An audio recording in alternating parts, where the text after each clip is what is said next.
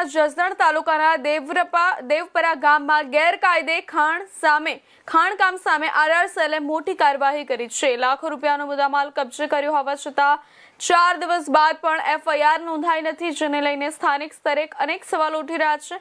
Police અને ખાણ ખનિજ વિભાગ એકબીજા પર જવાબદારી ઢોળી રહ્યા હોવાના આક્ષેપો વચ્ચે હવે સમગ્ર મામલો ચર્ચાનો વિષય બન્યો છે।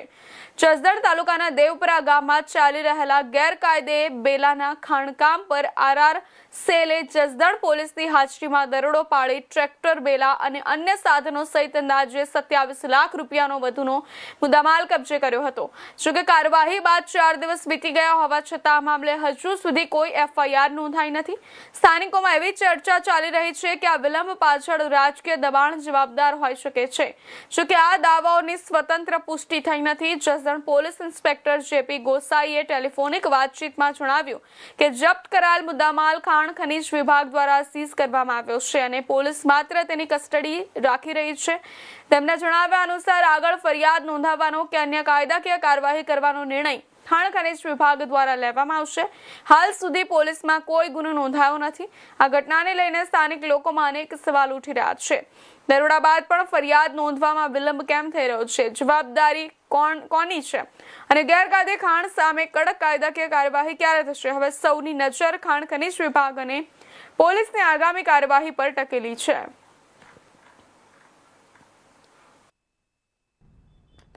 સંકેત રામાણી, તાલુકા ભાજપ પ્રમુખ, લીલાપુર સરપંચ પ્રતિનિધિ। ઓકે સંકેતભાઈ, તમારું નામ કઈ ખનિજ બાબતે આવ્યું છે, 27 લાખનો મુદ્દામાલ પડ્યો છે ને તમારું નામ આવે છે તો તમે હતા આ બાબતે તમારું કોઈ નિવેદન?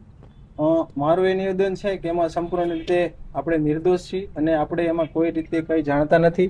આપણે કંઈ પણ પ્રકારની ખનન માફી સાથે લેવા દેવા નથી અને હું એઝ એ એડવોકેટ તરીકે ક્યારે પણ આવું ગેરકૃત્ય કરી ન શકું। અને જ્યારે આ નિષ્ઠાપૂર્વક અને નિષ્ઠાવાન કર્મસ્થ અધિકારીઓ નિર્મિત રાય સાહેબ જેવા આવ્યા હોય તો આપણે એને સહકાર આપવાનો હોય છે।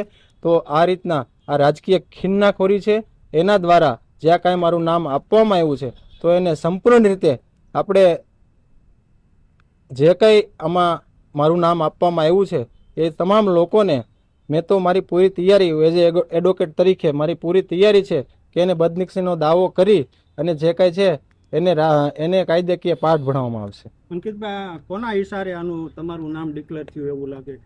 મને એવું લાગે છે કે આની પહેલાં જ્યારે બહુ મોટી રેડ પડી કે એમની સાથે સમથિંગ લગભગ 2 કરોડ સમથિંગની રેડ પડી હતી દેવપરા ગામે, તો ત્યાંથી એ બધાનું લોકોનું કહેવાનું એવું છે કે જ્યારે અહીંયા રેડ પડતી હોય તો ચંકિતભાઈ જેવા અમારી સાથે હોય તો અમે પણ એનો સાથે અમારો બચાવ થઈ શકે।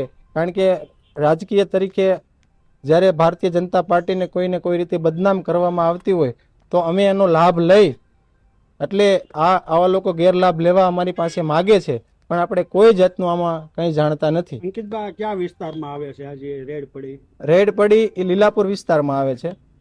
લીલાપુર અને દેવપરા 27 માલનો જે સીઝ કર્યો, 27 લાખનો જે માલ સીઝ કરવામાં આવ્યો છે તે એ માલ એમાં કોઈ પણ એક પણ મારો ક્લુ મળે, એક પણ સાથે મારે કંઈ બેલા બાબતે ખનન બાબતે કંઈ વાત થઈ હોય તો આપણે સંપૂર્ણ રીતે કે મારું નામ છે એ નામ ભલે રહ્યું એમનેમ, પણ અને આપણે સંપૂર્ણ રીતે કાયદાકીય સહકાર આપી અને તમામ અધિકારીઓને સહકાર આપવા માટે આપણે પૂર્ણ સક્ષમ છીએ।